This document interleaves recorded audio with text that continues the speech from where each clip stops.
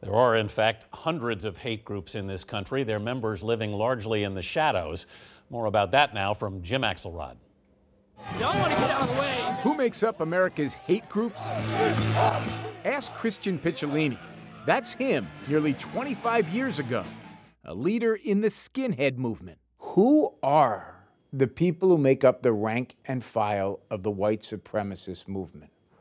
You know, Jim, it's the average American. It's our mechanics, it's our dentists, it's our teachers, lawyers, doctors, nurses. And unfortunately, that's the way it's turned into in the last 30 years.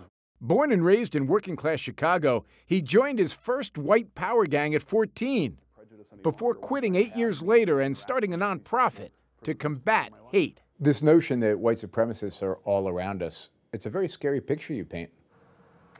It is. Unfortunately, it's a reality.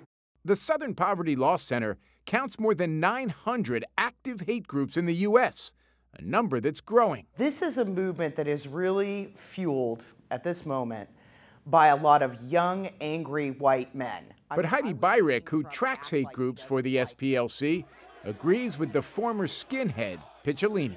It is absolutely false to think that people in the white supremacist movement are really poor people living in trailer parks with no education. Christian Picciolini takes it further, saying no one should be surprised at support for President Trump from white supremacists in Charlottesville last weekend. Do you feel white supremacists look at Donald Trump and feel affirmed? Absolutely, 100%.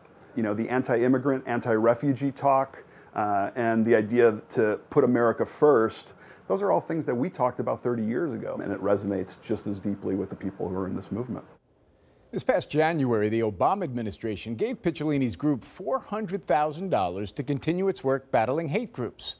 Then in June, the Trump administration told them the grant, Anthony, had been canceled. Jim Axelrod. Thank you, Jim.